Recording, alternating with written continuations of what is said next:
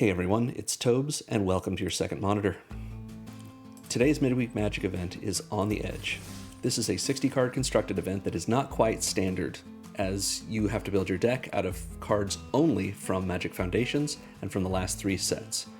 That's Tarkir Dragonstorm, Final Fantasy, and Edge of Eternities. This is not an all-access event, so you'll actually have to craft these cards if they aren't already in your collection. Here's what I put together, and we're going to look at it on Moxfield. This is Boros Artifacts. We are a creature-based deck, but a lot of our game plan centers on us getting triggers off of our artifacts entering the battlefield. 20 of our cards are artifacts, and the rest either make artifacts, care about our artifacts entering, or give us some breathing room for our plan to unfold. Our curve is low. As you can see here, we've just got mana value 1, 2, and 3, and then lands. But the deck plays more like a flexible mid-range deck, able to handle what's thrown at us as we pick our way through our opponent's defenses. We also include a few fun cards in this deck, just to keep things spicy. If you want to build this deck without using rare or mythic wild cards, you can absolutely shore up the 1-ofs and 2-ofs to make things more consistent. I just wanted to have fun with a Midweek Magic deck, since there's no penalty for losing in Midweek Magic. So let's get into the deck itself, which I have linked this page here in this video's description. If you want to skip directly to gameplay, use the chapters in the video to go to game 1. So let's zoom in a bit and make sure that we can see here. And we'll take a look at each of our cards. We're going to start with the elephant in the room, or the Tezzeret on the chair. Tezzeret, Cruel Captain, is 3 generic mana for a 4 loyalty Tezzeret Planeswalker that you can only increase his loyalty with Artifact Fall, when artifacts you control enter. For 0, which is what we usually use him for, we untap an artifact or creature, and if it's an artifact creature, we put a 1/1 counter on it, so things get a little bigger. We can also -3 him to search our library for an artifact card with mana value 1 or less, put it in our hand to shuffle. And if we happen to get him up to his ultimate, which I never have, we get an emblem that says at the beginning of combat on your turn, put 3 1/1 counters on an artifact you control, and if it's not a creature, it becomes a 0/0 robot artifact creature. So Tezzeret's in here for 2 reasons. The first is because we can untap our artifacts, which helps with us stationing spacecraft, but also we can untap our artifacts or creatures, I should say, but it also puts 1/1 counters on it. But just as important, Tezzeret Cruel Captain is an expensive, powerful card. We're really not making that much use of it in this deck, but our opponents don't know that. So this is a little bit of a stacks piece in the sense that it's going to make our opponent waste resources, either their cards in hand or their attacks, or hopefully both, to try and get rid of Tezzeret while we build up our strategy. So Tezzeret's there, that's what he's doing. Let's take a look at our creatures. Rust Harvester is a 1 mana red robot that is a 1/1 with menace and has the ability to pay 2 and tap it and exile an artifact from our graveyard to put a 1/1 counter on this creature, and then we can do damage equal to its power to any target. We can essentially have it bite any target. This card is great as we pump it up in a couple of different ways, including with Tezzeret's 0 ability, but it's a way for us to use our graveyard. We have a lot of ways of getting our artifacts into the graveyard, even if it's just through combat, and then Rust Harvester gives us a way to use them once they're already there. Slag Drill Scrapper is also 1 mana. We've got 2 of these. It's a 1/2 robot scout with pay 2 generic and tap it and sacrifice another artifact or land and draw a card. This can be easy card draw for us. We can throw away some of the lands we may not need, but it's also a good way to get artifacts in the graveyard, not just for Rust Harvester, but for reasons that will become apparent soon. Actually, let's go ahead and talk about it. Weapons manufacturing is really fun. When I originally built this deck, I built it with 4 of these, and it wasn't as good. So this is something that if you have the wild cards and you want to do more of it, you can definitely emphasize weapons manufacturing. So this is just an enchantment that says whenever a non-token artifact you control enters, create a colorless artifact creature token named Munitions. When this token leaves the battlefield, it deals 2 damage to any target. So let's look at that Munitions token. So it's kind of a reverse Meteorite in a way. Doesn't tap for mana, but it will shock something, but only when it leaves the battlefield. So munitions is a great token to just make a whole bunch of as we are dropping more and more artifacts, non-token artifacts. We just get these munitions. So that's giving us artifact fall, but also we can, in several ways, like slag drill scrapper, sacrifice those munitions for value, and they also give us the value that they'll do 2 damage to anything. So that's nice for that. Chrome Companion is a very good dog. This is a 2 generic mana 2/1 dog artifact creature that when it becomes tapped, we gain 1 life. So that's from stationing, that's from attacking. There's lots of ways we can tap the little guy. And one of them is paying 2 and tapping him to put a card from our opponent's graveyard on the bottom of their library. We can also do that to our own cards in the graveyard. We don't typically need to, but this is a good way to, if we just want to gain a life and we don't have a way to tap it otherwise without attacking, which we may not have good attacks, we can have the dog dig up a bone and gain us a life, and hopefully stymie a graveyard deck in the process. Next up, we have 3 of these ore plate pangolins. These guys are great. For 1 and a red, we get a 2/2 robot pangolin that says whenever another artifact we control enters, we can pay a generic, and if we do, we get a counter on this guy. It wasn't the most efficient design, but the miners refused to part with old Pangy. Good flavor text. And a good card, just a solid bear that keeps growing as we go and gives us a mana sink if we happen to have excess mana, which we usually don't, but nice to have. We've got 2 copies of Ragost, Deft Gastronaut.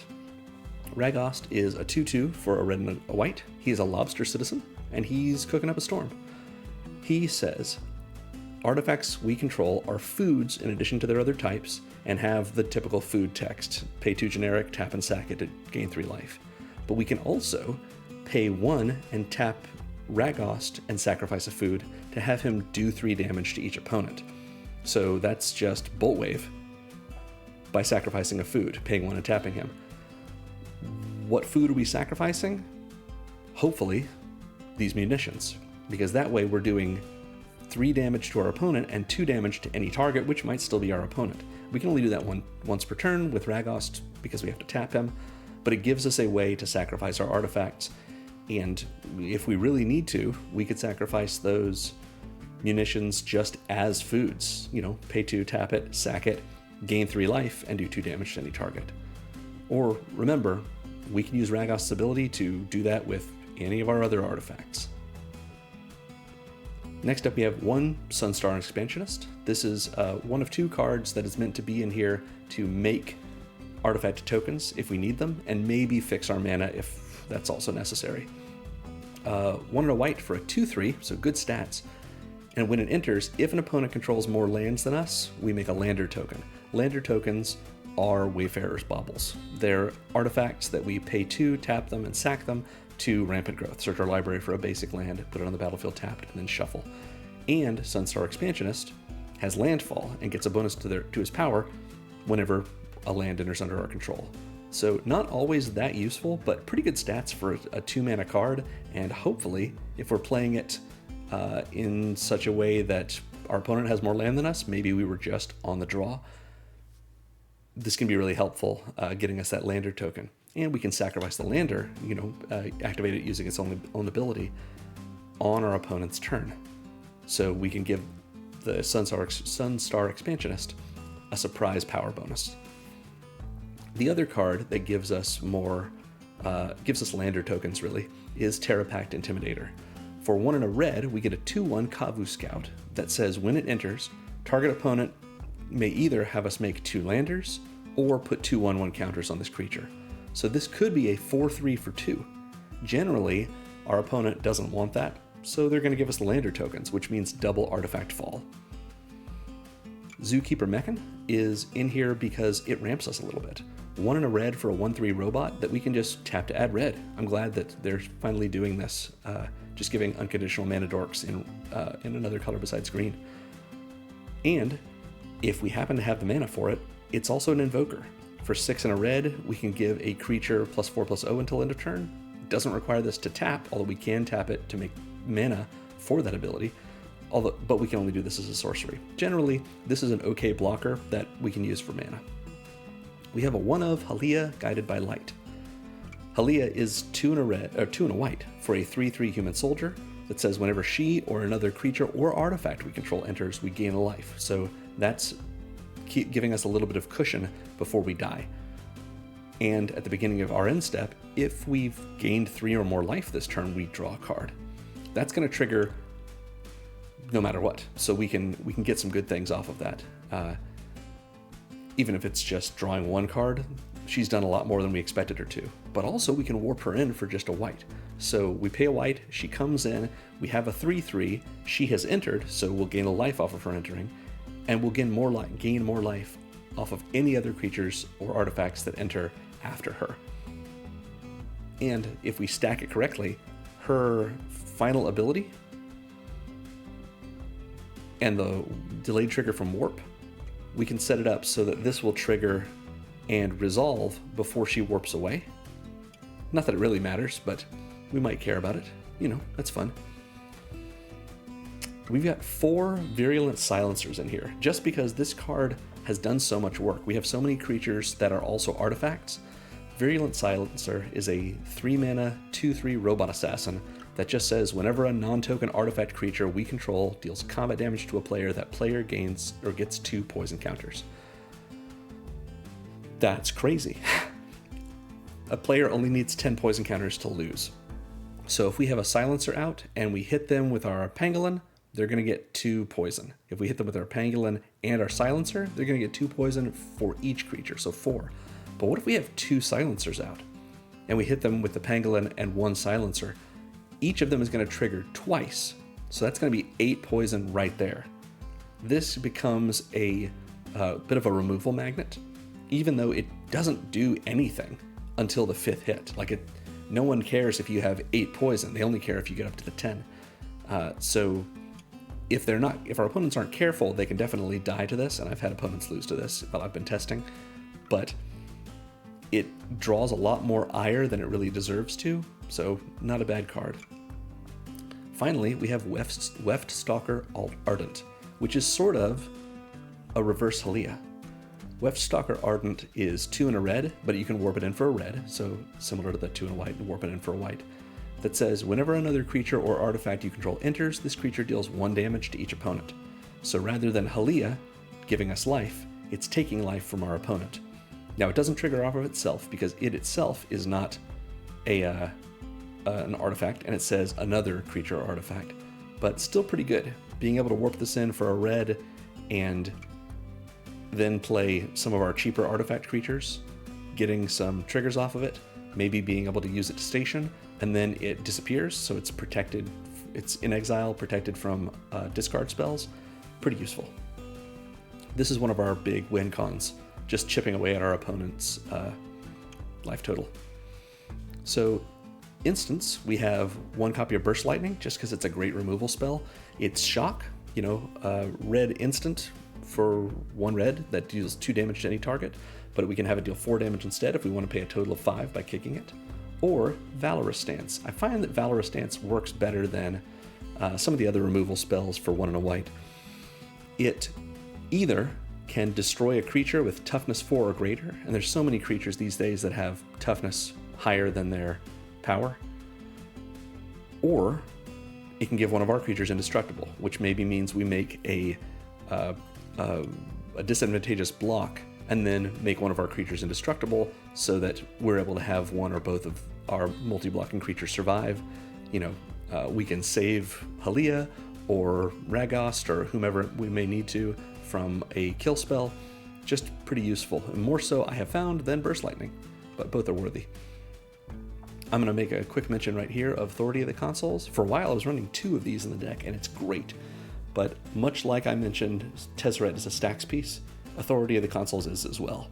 For 1 white mana, it will slow our opponents down by making all of their creatures enter tapped, and whenever their creatures come in, we gain life. So 1 more way for us to gain life beyond just Chrome Companion and Halia to give us some cushion. Really annoying. I like this card. Then in our artifacts section, we have Nutrient Block. Just 1 of these for in case we need a 1-drop. For artifact fall and for sacrificing things, and maybe some card draw. it's also just a cool card. For one generic, we get a food artifact with Indestructible that has the food text, pay 2, tap and sack it to gain 3 life, but also when it's put into a graveyard from the battlefield, we draw a card. So we might be using this on its own to just gain 3 life. We might be using this with Ragost. We might be eating this with a Slag Drill Scrapper. Seems really good. We've also got 3, and I really like this card, which is why I'm running 3 of them, of this Lumen class frigate. For 1 and a white, we get a spacecraft with 2 charge counter thresholds. The first one is only 2, so that's most of our creatures can just station it up to this right away, and it's Glorious Anthem. Other creatures we control get +1/+1. Then it takes a little while to get up to 12, but remember, all of our creatures have an extra power now, so it actually doesn't take as long as you would think, and we have a 3/5 flying lifelinker. Lumen class frigate, we have 3 of them, so maybe we've got the dog in play. And we drop the frigate, tap the dog immediately, the dog gains us a life, the frigate gets up to 2 charge counters, and now our dog is a 3/2. Maybe we drop a second frigate and we use the dog to do it again, and now the dog is a 4/3. And these just stick around unless someone wants to remove them, which they can be a little bit of removal magnets, but I have found most people don't care about these until they get up to 12 counters or more. And keep in mind, you can station more than a spacecraft needs it. So once this is already at 12 counters, we can keep stationing it if we want. Like if we need to, keep using our Chrome Companion to gain a little bit of life, and we don't have anything better to use with it. This is just a fun card. I'm running Mazemind Tome in here because it's a 2-drop artifact. It's an artifact that gives us value. We could be running, another nutrient block or the 1 and a red artifact in Edge of Eternities that comes in and lets us discard and then draw 2. I think Mazemind Tome is better though. I think that's the Mana Weld something. Anyway, Mazemind Tome is 2 generic for an artifact that has 3 abilities. The first is tap it to put a counter on it and scry 1. The second is pay 2 and tap it to put a counter on it and draw a card. And when there are 4 or more page counters on it, exile it and gain 4 life. So a little more life gain, but really it's helping us sort through the top of our library, and if we're willing to, we just draw off of it. It gives us a mana sink. Finally, we have Warmaker Gunship, 1 more of our 4 spacecrafts.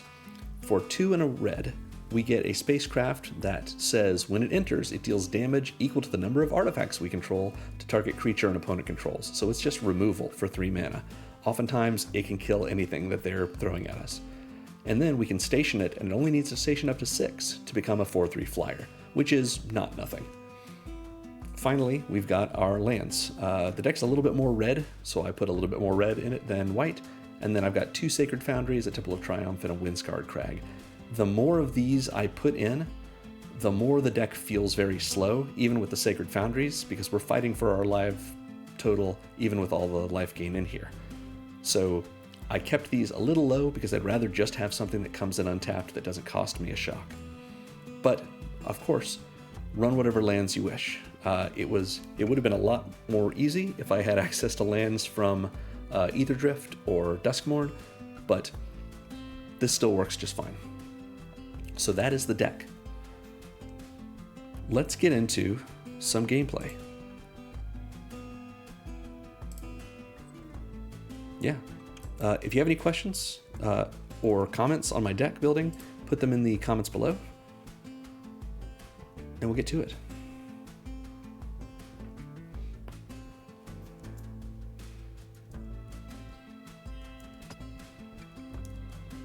All right, we're into game 1. Couch Jester. Good choice for Kefka with that name. All right, this is pretty okay. We can do this. We're on the draw. Do they have a 1-drop? If they do, we do too. Ooh, Zac Fair. Zac Fair is a 1/2. They can sack it to make a creature indestructible and put his counters on it. We're going to play out our own 1-drop, which is this Rust Harvester. Next turn, the question is, do we play our pangolin? Do we play the weapons manufacturing? Do we play our frigate so that we can play the pangolin next turn? Do we play our frigate so we can get the Sunstar Expansionist? Okay. Dragoon's Lance makes a 2/1 that has flying on their turn. I will not block. What I will do is play out the frigate. And I think it's fine for us to station with it. We could also get in, because we're not going to block either of these guys anyway. So we're going to go ahead and go to 16. My thinking on this next one is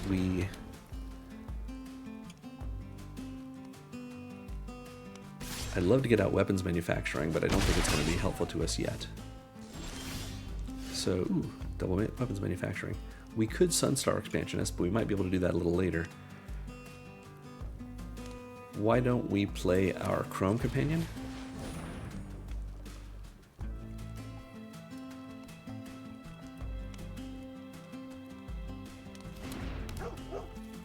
And we will use the Chrome Companion to station up to give our Rune Harvester +1/+1. And I think we're going to go ahead and use that.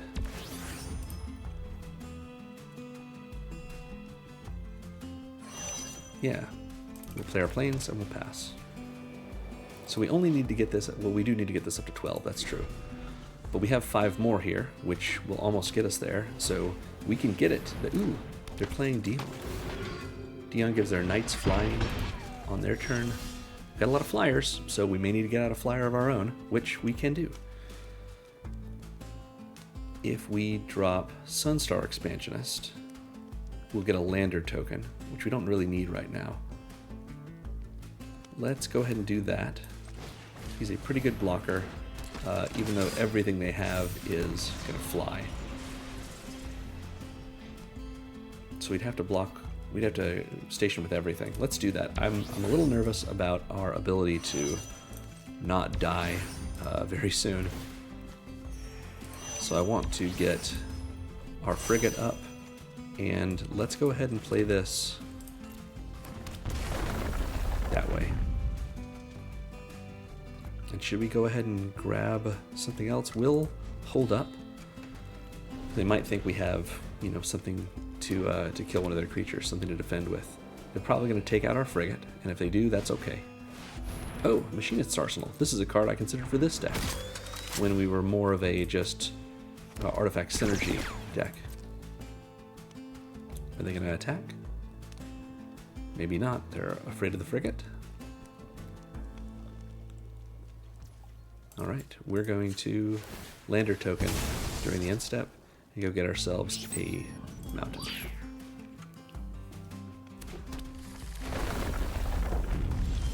Alright, another mountain, good. Let's weapons manufacturing. We will play our pangolin. Pangolin will trigger weapons manufacturing, making a weapon munition, which will trigger the pangolin, which we will pay to put a counter on. Now they're going to attack in the air with a lot of things, or maybe just their Machinist's Arsenal. We want to be able to get rid of that somehow, but we can't at present. So because of that, we're going to station with our Chrome Companion just to gain a life, and we'll pass the turn.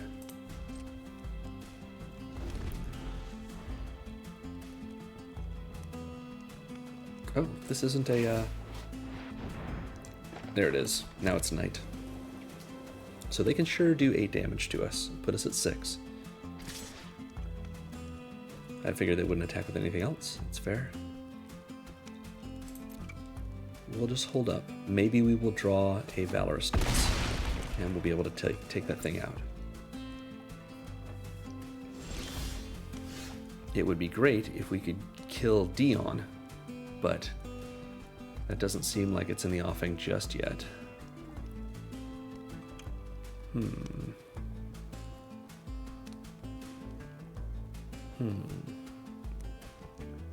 So let's weapons manufacturing.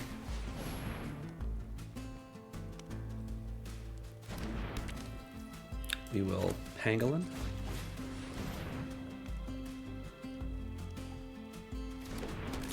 You get several triggers, but we will not pay because we want to kill one of their creatures.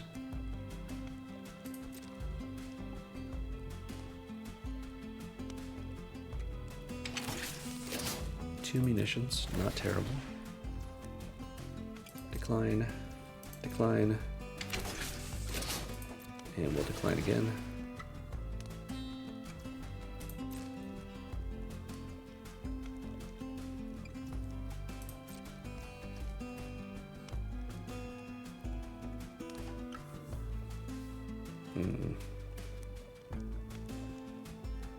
All right. We're gonna keep trying to gain a little life with our little dog, and we'll pass the turn. I wish we had the one drop that lets us eat our munitions, but not quite yet. We can at least block their giant token. Dragonfire Blade doesn't give trample, does it? Hexproof monocolored, that's pretty good. Oh, Dion flips and turns into something crazy. Put 1/1 counter on each creature you control. That's too many counters. So they can do, what? 7 to us? If they're going to attack with Zakfair as well. They might do 5 to us. Alright, we're going to block here. Don't want to take that 9, that's too much.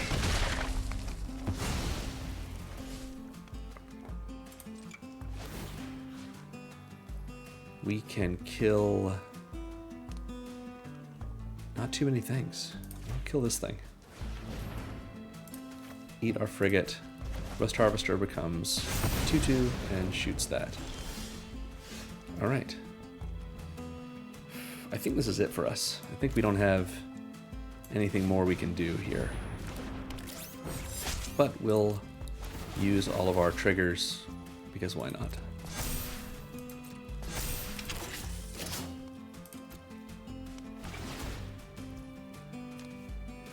We'll decline that one.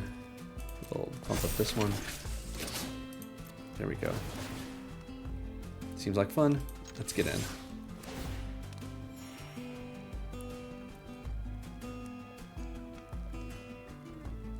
Oh, it would be great if Sunstar Expansionist were an artifact creature and they decided to just take all of this, because then we can win with poison, but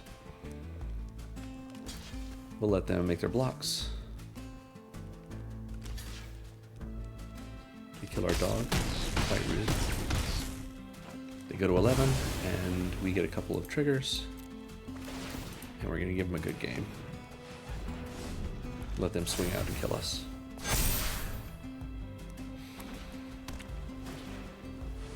They want to remove things? Okay.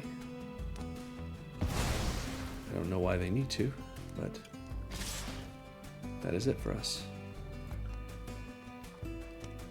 When they want to pass to combat damage. Don't know why we're waiting.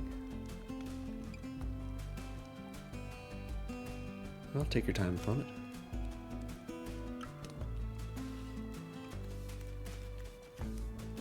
Just considering our choices here.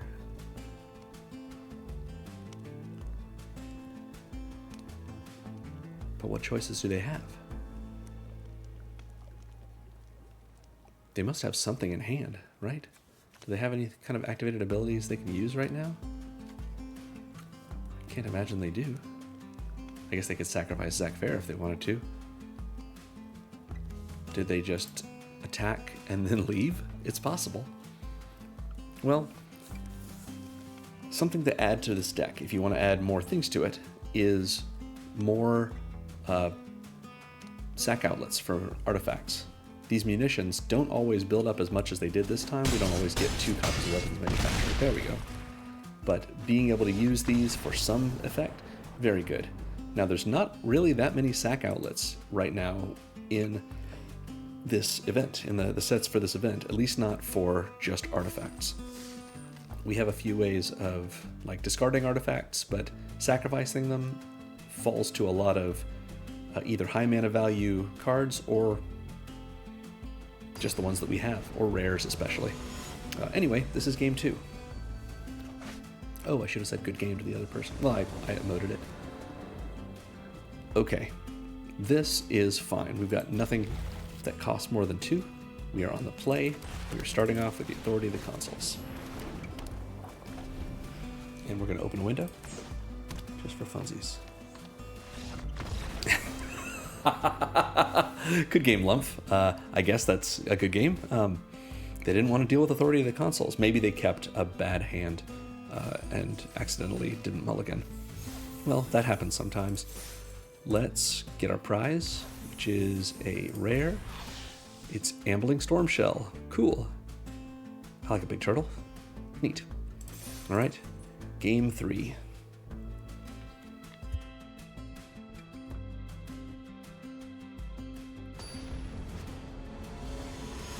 Yeah, game 3. Hey, it's Zoidberg. Why not? All right, we've got some 2-drops.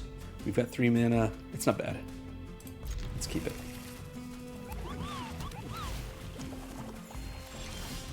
We probably want to get out our Zookeeper Mechan before the Pangolin, just so that we can get out more the turn after. We'll keep playing red. Get out our Mechan. This next turn we'll have 4... Ooh, okay, they opt. I was like, surely there's not a 1-mana counterspell that's going to kill our Zookeeper Mechan. Counter it better.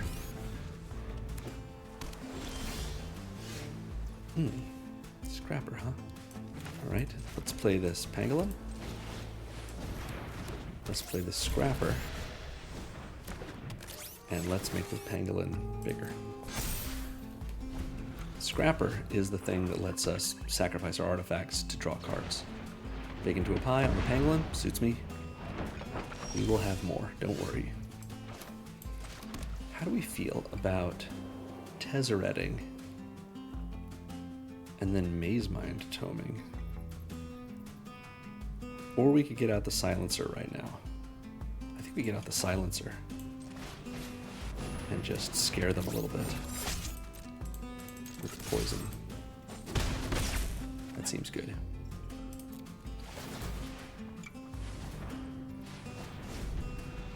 Maybe they have another bake into a pie that they want to use to...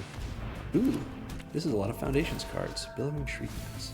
Mill 3, and if they have Threshold, it's a 4/4 flyer. Okay, that's fine with me. Do we Tezzeret now? Well, let's play our Mountain. And then...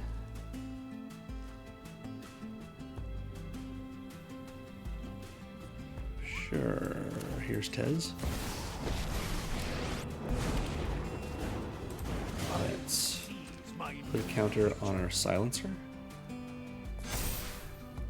We will attack with everything. That way they can block the Slag Drill Scrapper. Ooh, they don't want to deal with it. Okay, good game, Zoidberg. Okay, well, I'm surprised to get so many quick concessions, but I guess there's no downside in Midweek Magic. Ooh, we got a Mythic. Hey, Final Showdown from Thunder Junction. Neat. All right, and now our prize for that second win, gems. Cool. I wish they would fix this so we're not stuck just getting 20 gems rather than whatever rare we would have gotten that we already have 4 rares of. Just give us a different rare, even from the same set. I'm definitely not rare complete on Foundations. So, all right, game 4. This may be our final game. We'll see. But if we get another quick concession, we might need to play something else. Play a little extra. Ooh, okay. We've got 2 mana and a lot of 3-drops in our hand. We can try it though. We've got our dog. We've got our frigate. That's Windscarred Crag. Oh, hello. Hello, Dragon Slayer 69. Or is it Dragon's Lover 69? Maybe. Let's play our dog. And hope we get another white source. That would be great. Ooh, shotgun a breeding pool. Are they getting rid of it? Oh, Siege Ship, Brood Tender. All right. That's fine. Mills 3, and they can pay 5 and sack it to reanimate something. Hey, we got our white source. Great. Let's play this frigate. Let's authority of the consuls. And let's station the frigate. So we can do something a little bit more imposing next turn. If we draw another land, we can warp in the Wefstalker Ardent and then play the Silencer. Resentful Revelation. Look at the top 3, one in your hand, the rest in your graveyard.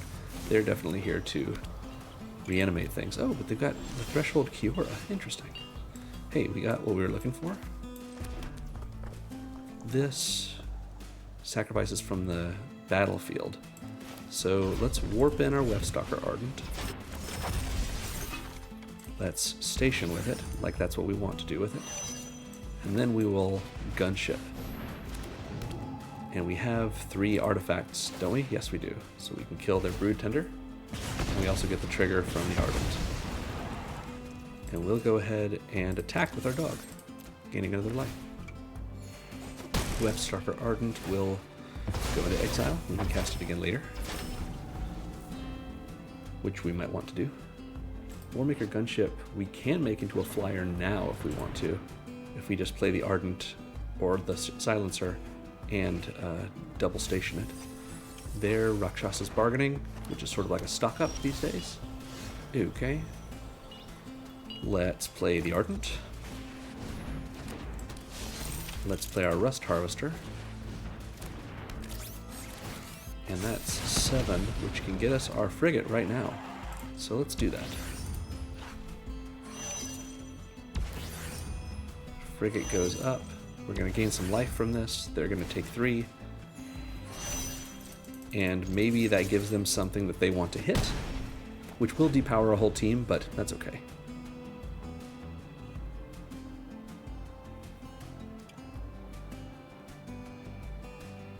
They've got a lot of cards in hand. Oh, they're going to blow something up, and it's the frigate. Sounds good to me. Because we can Virulent Silencer and attack with everything, which only does 5 damage to them, although that is 5 damage, but also 6 poison.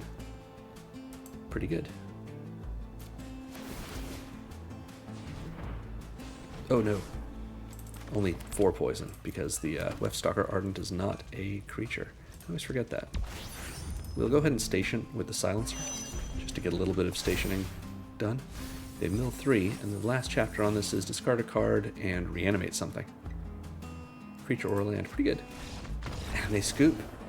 People can't handle authority of the consoles. Good game, Dragonslayer 69. Well, we had a loss, and then we won 3 in a row, but that first win, it didn't feel like much of anything. Let's take our prize, which is Rayblade Trooper. Oh, cool. Oh yeah, this guy. Neat. And we'll play again. Might as well.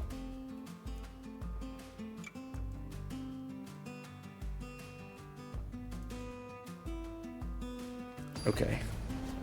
This is game 5. Against Helios 123. Alright. We are looking at kind of a strange hand. We shouldn't keep this. Let's mulligan. Okay, this is a little better. We can put Tezzeret on the bottom, I think. Sure. We don't need a Valorous Stance right now. This is a bonus game. Player Planes. We'll get our Ragos out. Let's see if we can see some fun things happen. Actually, we've got a Silencer. Let's get out our dog. If they don't have a 2-drop creature, we might be able to get in for some poison damage. They've got a wall. Never mind. Okay. Well, here's Ragost. And we will attack with our dog. They will block him, but we at least get we get our life. Okay.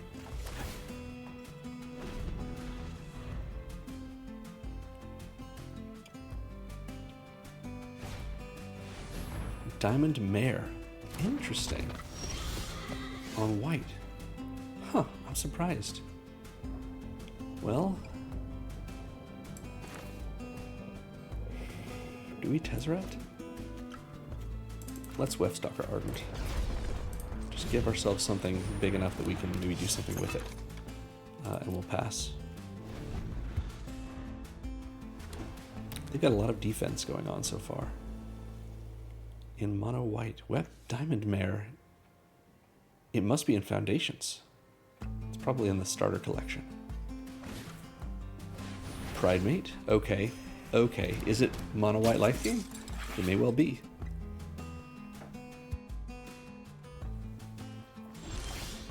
So here we go.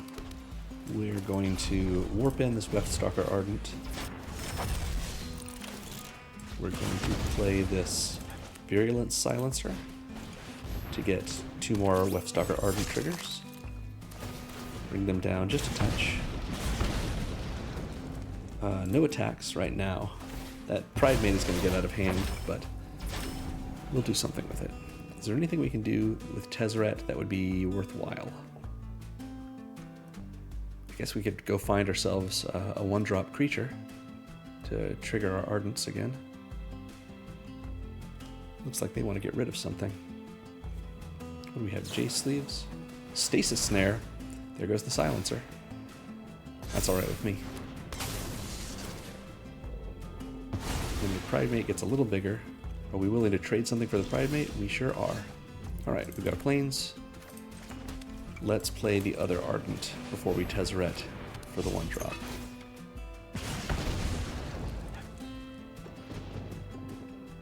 Okay.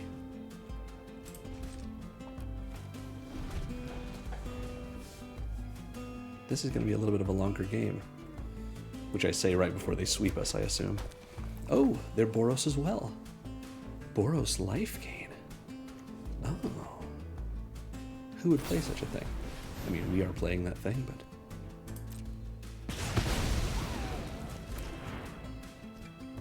This is at the beginning of each end step. Blooming Barrier again? Okay.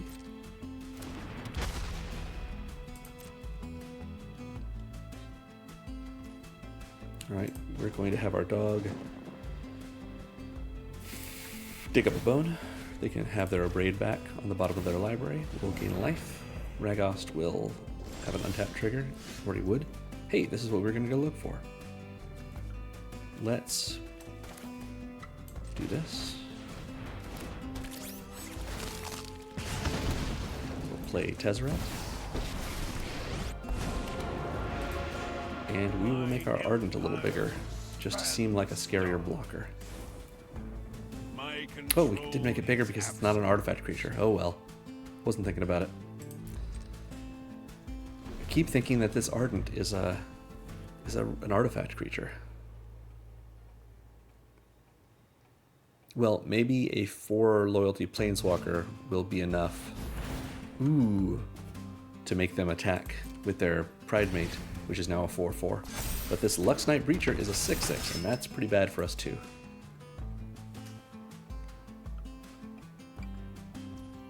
Oh, no attacks. Okay. Well, we're sitting on plenty of mana. Let's Slag Drill and sacrifice one of our mountains to draw a card. Alright, we've got a mountain. We've got another Virulent Silencer, so we'll get 2 triggers off of that. And we can untap our Scrapper, which does, you know, spread out our power and toughness a little bit, and I think that's fine. Still got 5 mana.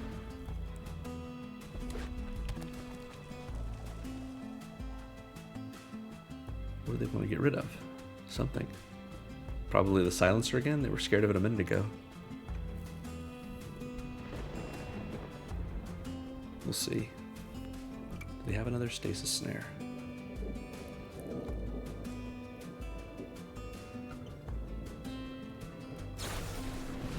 A Braid. Okay, we're gonna Ragost. Sacrifice that.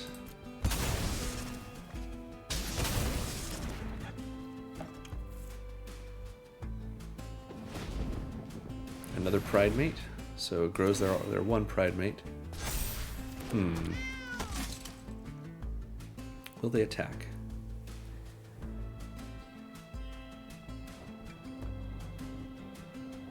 Will they attack us or Tezzeret? Okay. They do both, so we're definitely losing Tezzeret, so I don't see why we would block. No need to 3-for-1 ourselves. Hey, Authority of the Consuls is a little late, but maybe nice. I don't think we're going to win this one. I don't think we can get through these Gleaming Barriers. But who knows? Maybe they'll play some more creatures, and we'll gain enough life that we'll get through this. Yeah, a tapped Gleaming Barrier. Sure.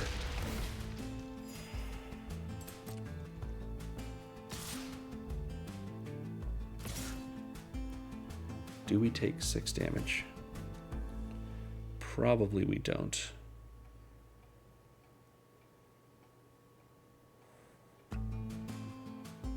Let's do this. Kill their Lux Knight Breacher. But first, we will gain a life by putting their Abrade on the bottom of their library again. So they can only kill... They can kill all 3 of our creatures, but we at least get rid of their biggest thing. Maybe we should have blocked the Pride Mate, because they can't kill that. They can't kill all 3 of them with the Pride Mate.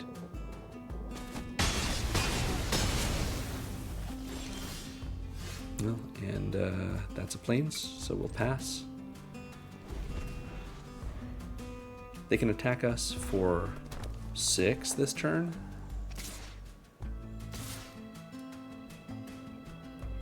Oh, definitely attack with that 2/2 Pride Mate. Okay, yeah, I'll block that. They don't have any tricks, so that just dies. I was surprised they didn't attack with the Diamond Mare. Okay, we've got a Mechan, which is something. I feel like we're not going to win this one unless we can get some flying spacecraft to fly over these barriers. But we've also got to deal with this Pride Mate. And all we have is mana.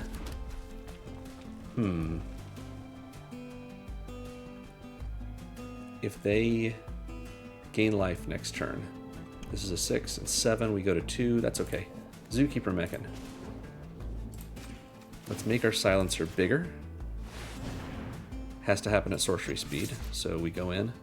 They can't kill it, but they can block it with a Gleaming Barrier, so we get at least 1 barrier out of the way. 2 barriers, well, that's not necessary, but okay. Guess they don't want to take any damage. And there we go. They get a treasure. We are going to take at least 6 damage this turn, maybe a little more. Yep, Crusader of Audric is very good for them. They're going to do 7 damage to us, I assume. We go 3? Yeah. So do we have anything that gets us out of this? We do not. We can just block and lose both of our creatures, but we don't die. We don't have a board wipe, and that's going to get us out of it. Yeah. So we're going to go to 3, I guess. Yeah, that's what we have to do. Do you want to pass into it? Sure. Go 3. Let's see what our final draw is. And we play another silencer and give them a good game. Good game. And we'll scoop. Good game, Helios 1, 2, 3. Alright. So that was game 5. I think just to see if we can see a little bit more of the deck, we can go to game 6.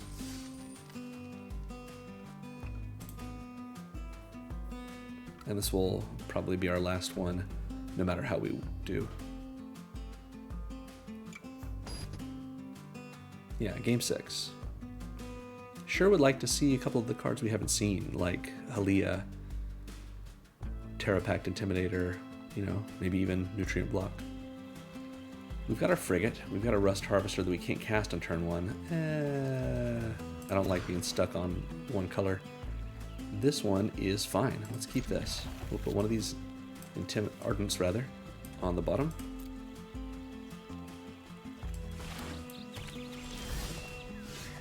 Let's play him out and pass.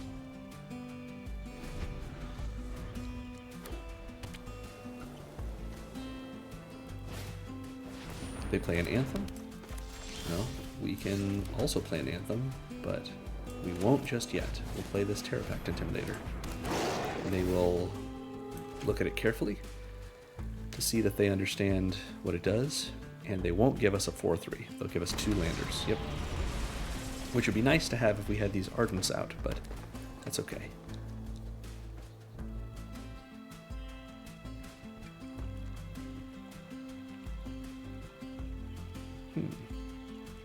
These are Foundation's lands and a Guild Gate. So this, and Anthem of Champions, this might just be a Foundation's deck. Well, they've got a Helpful Hunter, it's part of Foundations, but they've got their own sleeves on it, the Ravnica sleeves. Actually, who is this? Is this the Vinegar? Let me know in the comments if you have any idea who that is. We're gonna take this Weftstalker Ardent and warp it in.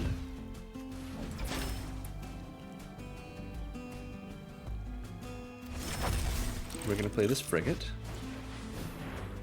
We're going to do a damage to them from the Ardent. Then we're going to use the Ardent to station the frigate.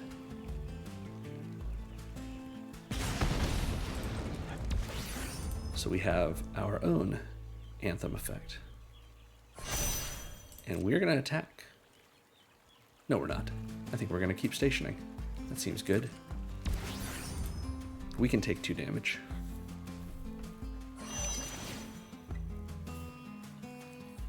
We've got plenty other Weftstalker Ardents to play, and we can lander token our way into even more lands that we may need. Banishing Light on the frigate? Wow, okay.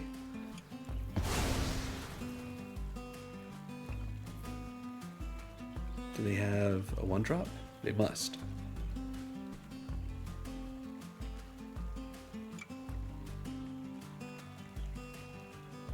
What will it be? You attack with the cat, sure.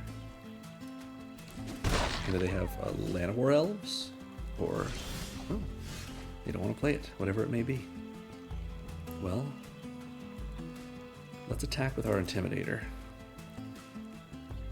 to intimidate them.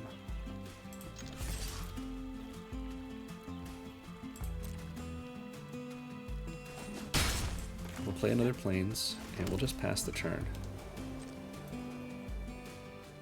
Maybe that will be alright, and we'll be able to go up to 7 mana for our next turn by cracking both of these landers and playing them out in our hand. Unflinching Courage. It becomes a 4/4 trample lifelink. That's pretty big.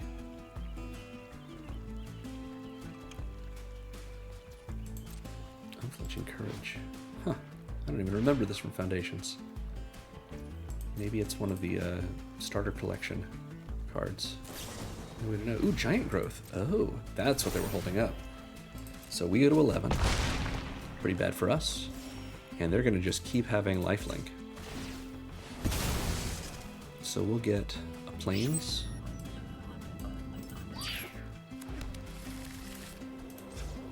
And a Mountain.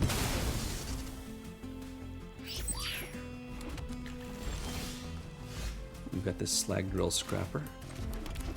We can play out this Ardent. We'll play out another Ardent without warping. And then we'll play the Scrapper. And we'll get some triggers. Now, they're not going to Giant Growth this again, probably, but I think I want to hold back. I would rather throw away our Terrapact Intimidator than attack with it now. Throw it away, that is, to possibly trade with their Helpful Hunter. Savannah Lions, still a great card.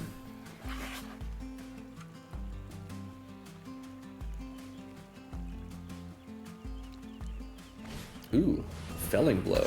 Pretty good. Making life off of it. Will they attack? I will trade my whole board for that cat. What did I just say?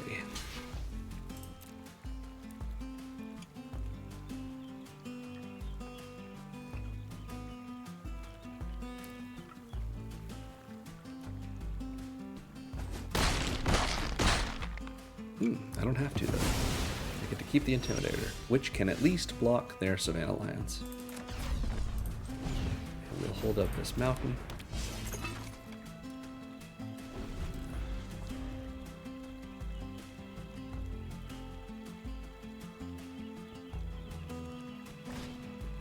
Good Fortune Unicorn. What a great card. I don't think they attack. I think they build up to critical mass. Yeah, it looks like. All right, we're going to set some stops so it doesn't become apparent that the only things in our hand are lands. Pass through to combat, and we won't attack, and we will pass the turn. So we've got 9 lands out in our hand. Hopefully we'll draw something useful to us that's not land anymore. Huh. We don't have anything in this deck that can get rid of enchantments, unfortunately. So that Vanishing Light and that Anthem of Champions, they're both sticking around. Helpful Hunter is going to come in as a 3/3 because of Good Fortune Unicorn. They'll draw a card. Dawnwing Marshal is very good. 4/4 flyer, and it can pump the team.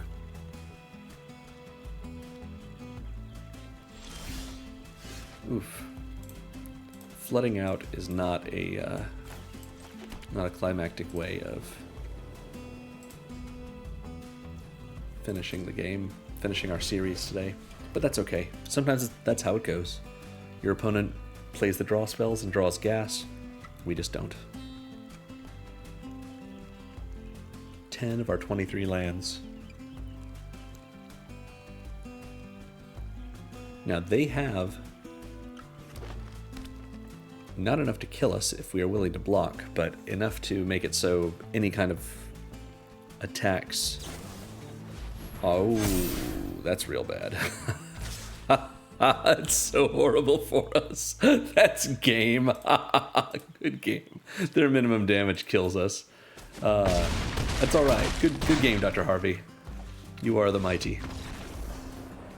Yeah, that's pretty good. All right. Well, thank you for watching, everyone. Again, the deck list for this deck is in the video's description, the one that we saw earlier. If you want to see more of my Edge of Eternity's content, I am posting a new Commander deck every Thursday with an Edge of Eternity's Commander until the Spider-Man set releases at the end of September. So check the playlist here for those decks. And with that, be sure to like and subscribe, and remember, Magic is fun. You should play more Magic.